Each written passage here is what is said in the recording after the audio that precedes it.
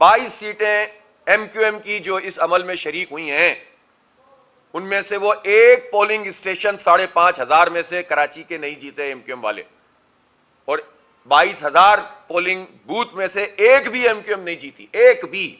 ذمہ داری سے کہہ رہا ہوں، جو فارم 45 موجود ہے دیکھ لیں جا کے. وہ 22 سیٹیں بھی شامل ہو گئیں. اور کل عملاً پی ڈی ایم 3 ایکٹیو تھی. یعنی پہلا کام پی ڈی ایم نے پاکستان کے حوالے سے یہ کیا کہ جس کو آئینی طریقہ تو کہا کہ ہم نے رجیم چینج کی، لیکن اس آئینی طریقے میں تو سندھ ہاؤس آباد ہوا تھا نا، انسانوں کی قیمتیں لگی تھیں، خرید و فروخت ہوئی تھی، دباؤ ڈالے گئے تھے. اس کو یہ جمہوری اور آئینی طریقہ کہتے ہیں. تو اس جعلی طریقے سے جس پی ڈی ایم نے پاکستان کی جمہوریت پہ شبخون مارا تھا، وہی پی ڈی ایم کل عدالت پہ شبخون مار رہی تھی. اب میرے لیے یہ سوال ضرور ہے کہ اس وقت پی ڈی ایم کا سربراہ کون ہے؟ البتہ اس پی ڈی ایم نے جو کچھ اس وقت کیا، جب سے پاکستان کے آپ حالات دیکھ لیں، پھر جب انتخابات کی تاریخ طے ہوئی تو اس کو ڈیلے کرانے میں ان لوگوں نے کردار ادا کیا. اور اب جو ہے وہ انہوں نے کل سینٹ سے اور قومی اسمبلی سے اور یہ دلیل دینا کہ ہم حمایت نہ کرتے تو نمبر تو ان کے پورے تھے. یہ کتنی شرمناک بات ہے. اگر ان کے نمبر پورے تھے تو پوری قوم کے سامنے آتا نا. اس کوئلے کی کان میں کالا ہونے کی ضرورت کیا ہوتی ہے کہ چونکہ ان کے نمبر پورے تھے تو ہم نے کہا کہ نہیں، نمبر پورے نہ کیجیے آپ، ہم آپ کو نمبر دے دیتے ہیں. تو فرق کیا بنا؟ اب جو اس کے نتیجے میں ہوا ہے وہ یہ ہے کہ وہ عدلیہ کہ جس میں ایک طریقہ کار کے مطابق چیف جسٹس کا تقرر ہونا تھا، اب وہ اختیار پارلیمانی کمیٹی اور پھر وزیر اعظم کے پاس ہے. اور اس میں بھی ابہام ہے کہ پارلیمانی کمیٹی اگر کوئی سفارش کرے گی تو کیا بعینی ہی وہی سفارش وزیر اعظم کو آگے بھیجنی ہے یا نہیں؟ اور اگر کوئی وزیر اعظم اس کو ایکسرسائز کر لے کہ اس کمیٹی کی سفارش کے برخلاف کوئی فیصلہ کرے تو کہاں چیلنج ہوگا؟ ترمیم میں تو مجھے کہیں نظر نہیں آیا. بہرحال یہ تو قانونی مسئلہ ہے. اصل مسئلہ یہ ہے کہ یہ جو پوری ترمیم کا چکر چل رہا تھا، ہم بار بار یہ بات اپوزیشن سے کہہ رہے تھے، خاص طور پر پی ٹی آئی سے، کہ اس کا حصہ نہ بنے مذاکرات کا، اس میں انگیج نہ ہو.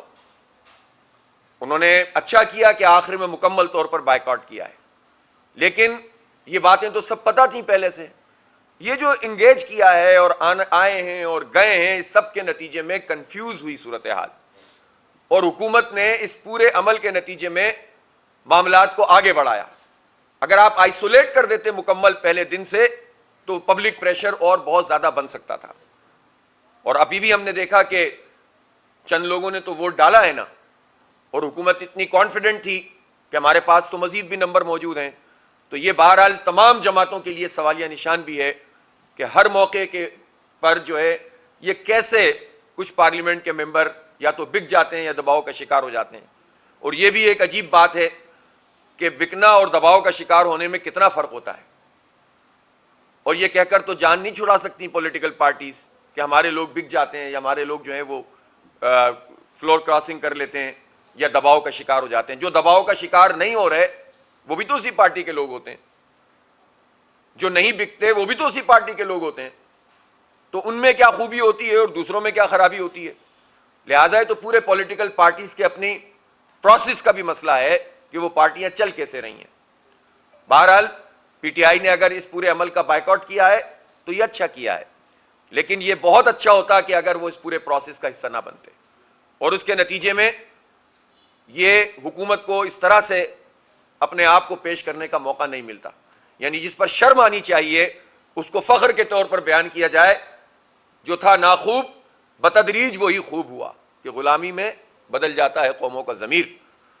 جب آپ اس طرح بار بار جمہوریت پہ شبخون مارتے ہیں اور اس پورے سسٹم کو یعنی ریکگنائز کرتے ہیں، قبول کرتے ہیں، اور پھر اس کے بعد آپ کہتے ہیں کہ صاحب ہم یہ کر لیا ہم نے تو بہت اچھا ہو گیا، اگر یہ نہ کرتے تو اس سے زیادہ خراب ہو جاتا، تو اس سے آپ سوچ سکتے ہیں کہ یہ کون لوگ کہہ رہے ہیں. یہ وہ لوگ کہہ رہے ہیں کہ جنہیں عوام کی رائے کے ذریعے سے موقع ملنا چاہیے تھا، لیکن ان میں سے تو اکثریت وہ ہے ہی نہیں. لہذا یہ بہت افسوسناک بات ہے. ہم اس پر قانونی مشاورت کر رہے ہیں کہ سپریم کورٹ آف پاکستان جو اس وقت کی موجود ہے، اس میں ہم کس طرح جا سکتے ہیں. اس پہ ظاہر ہے کہ یہ بہت قانونی طور پر پیچیدہ معاملہ بھی ہے کہ اس کو کیسے چیلنج کیا جا سکتا ہے. جماعت اسلامی اس بات کو سمجھتی ہے کہ یہ مسئلہ کسی پارٹی کا نہیں ہے, کسی ممبر اسمبلی کا نہیں ہے, یہ ملک اور قوم کا معاملہ ہے, یہ عدالت کا معاملہ ہے. ہمیں معلوم ہے کہ عدالت میں ویسے بھی کون سا لوگوں کو پورا انصاف مل رہا ہے, لیکن آپ مزید اگر قبضہ کر لیں گے تو مزید جو ہے وہ انصاف کو یرغمال بنا لیں گے, اور یہ کام کیا ہے حکومت نے. وہ الگ بات ہے کہ حکومتیں ایک کام کرتی ہیں اور پھر گلے ان کے ہی پڑتا ہے, لیکن ابھی یہ مسئلہ نہیں ہے. ابھی تو یہ ہے کہ آپ نے غلط کام کیا اور اس کو غلط کہا جائے گا, اور اس کے خلاف جو بھی احتجاج ہو سکتا ہے اور عدالتی کارروائی ہو سکتی ہے وہ انشاءاللہ تعالی ہم مشورہ کر کے اپنے وکلا سے کوئی قدم اٹھائیں گے. اور ہم یہ سمجھتے ہیں کہ یہ پاکستان کے ساتھ اچھا نہیں ہوا. پاکستان میں بے شمار اس وقت مسائل ہیں. مہنگائی کو ختم کرنے کی بات کرتے ہیں, لیکن مہنگائی ختم تو نہیں ہو رہی. بجلی کے بل میں پر یونٹ قیمت تو کم نہیں کی. 2 مہینے کے لیے پنجاب میں آپ نے کم کیا, اور اس کے بعد پھر سے آپ یہ کہیں کہ بھئی موسم ٹھیک ہو گیا اس لیے بل کم ہو گئے, تو یہ تو کوئی لاجک نہیں ہے. بجلی کے بلوں کو کم ہونا چاہیے, گیس کے بلوں کو کم ہونا چاہیے, یہ فکس چارجز ختم ہونے چاہیے, تنخواہ دار لوگوں کا ٹیکس ختم ہونا چاہیے, بڑے جاگیرداروں پہ ٹیکس لگانا چاہیے. اب انہوں نے پھر 1 سال کے لیے ٹال دیا, اس پر کوئی بات نہیں کر رہا. جو بدترین صورتحال ہے لوگوں کی, اس پر کوئی گفتگو نہیں ہو رہی, اور نان ایشوز کو ایشوز بنا کر اور اپنا قبضہ جمانے کے لیے اس طرح کا پورا کام کر کے لوگوں کو اس طرف مصروف کر دیا گیا ہے تاکہ اصل مسائل سے لوگوں کی توجہ ہٹ جائے. بہرحال ان تمام امور کے اوپر ہم پورا حق رکھتے ہیں کہ آئندہ کے اقدامات کریں. میں اس موقع پر 2 اہم مسائل جو پوری دنیا کے اس وقت ایشوز ہیں اس پر بات کرنا چاہتا ہوں. اسرائیل نے یحییٰ سنوار کو شہید کیا ہے. یحییٰ سنوار مزاحمت کی علامت تھے, علم و ادب کی علامت تھے. انہوں نے 22-23 سال اسرائیل کی جیل میں گزاری. وہ زبردست قسم کے اسٹریٹجسٹ تھے, وہ زبردست قسم کے رہنما تھے, اور پوری دنیا میں ان کی شہادت کے بعد جو میسج ان کا ٹریول کر رہا ہے, انشاءاللہ تعالی ان کی شہادت اس مزاحمتی تحریک کو مزید طاقتور بنانے کا ذریعہ بنے گی. اور یہ اللہ تعالیٰ کا نظام ہے کہ بظاہر نقصان پہنچتا ہے, لیکن حق کے راستے میں جو خون بہتا ہے وہ کبھی بھی رائے گا نہیں جاتا. دنیا میں بھی انشاءاللہ برابر ہوگا. اور جو جدوجہد غزہ کے لوگ اور فلسطین کے لوگ کر رہے ہیں, وہ جدوجہد پوری امت کی طرف سے ایک فرض کفایہ ہے, اور یہ سوالیہ نشان ہے امت کے حکمرانوں کے لیے, فوجوں کے لیے, ان کی میزائل ٹیکنالوجی کے لیے, ان کے نیوکلیئر بمز کے لیے, اور تمام جو بھی وسائل حاصل ہیں اس وقت مسلمان ممالک کو. دنیا کے 70-80% جو معدنیات ہیں وہ مسلم ممالک میں ہیں. بڑی بڑی گزرگاہیں مسلمانوں کے پاس ہیں. پوری دنیا کی تجارت کا انحصار بڑی حد تک مسلمانوں کے پاس ہے. لیکن اس سب پر ہو یہ رہا ہے کہ سب کے باوجود چونکہ جو حکمران طبقہ ہے وہ مغرب کا اعلی کار بن کر کام کرتا ہے, اور وہ دیکھتا ہے کہ ان کی حکومتیں کیسے چلیں گی, تو وہ امت کی ترجمانی نہیں کرتے. اور ہمارے بچے اب 43-44 ہزار کی تعداد میں شہید ہو چکے ہیں. کل بھی بمباری کی ہے فلسطین میں, غزہ میں کیمپوں پہ, اور 77 لوگ شہید ہوئے ہیں. آپ تصور کریں کہ ان حالات میں وہ بچے زندگی گزار رہے ہیں. لیکن ہم سلام پیش کرتے ہیں ان فلسطینیوں کو کہ جو پوری طرح سے اپنی قیادت کے ساتھ کھڑے ہوئے ہیں. قیادت ان کے ساتھ کھڑی ہوئی ہے. نیتن یاہو کے سارے دعوے باطل ثابت ہوئے, جس میں وہ کہہ رہا تھا کہ یحییٰ سنوار کسی سرنگ میں چھپا ہوا ہے. وہ سامنے آ کر مقابلہ کرنے والا نوجوان, یعنی وہ 69 سال کا آدمی تھا, لیکن وہ جوانوں سے زیادہ طاقتور تھا. اس کا جذبہ, اس نے پوری دنیا کے حریت پسندوں کو آزادی کا ایک سبق دیا ہے, اور یہ خون رائے گا نہیں جائے گا.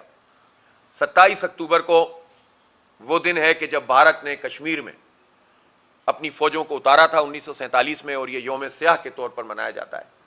اس کو یوم سیاہ کے طور پر منایا جائے گا. اور کشمیر کا تعلق پاکستان کے ساتھ قائد اعظم رحمۃ اللہ علیہ کے مطابق جسم اور شہرک کا ہے. اس کی شہرک کا, شہرک نہیں ہو تو جسم کیا معنی رکھتا ہے, وہ کٹ جائے تو. اور اس وقت تو عملاً کشمیر پر جو لاکھوں لوگوں کو شہید کیا گیا ہے, زخمی کیا گیا ہے, عزتیں پامال کی ہیں, اور اس وقت بھی ملٹری اور پیرا ملٹری فورسز 10 لاکھ کی تعداد میں اس کشمیر میں موجود ہیں. جو اس کا اسپیشل اسٹیٹس تھا وہ مودی نے ختم کر دیا ہے. اس پر بات کرنے کے بجائے نواز شریف صاحب اور مریم بی بی تجارت کی, مذاکرات کی اور محبت اور دوستی کی باتیں کر رہے ہیں. جو افسوسناک ہے۔ کشمیریوں کے خون کی کوئی بات نہیں کر رہا، کشمیریوں کی قربانی کی کوئی بات نہیں کر رہا، کشمیریوں کا جو اسپیشل اسٹیٹس ختم کیا مودی نے اس پر بات نہیں کر رہے، اور بیتاب ہے مودی سے ملنے کے لیے نواز شریف۔ یہ کیا ایجنڈا ہے ان کا؟ اور یہ جب آتے ہیں جب یہ حرکتیں کرتے ہیں۔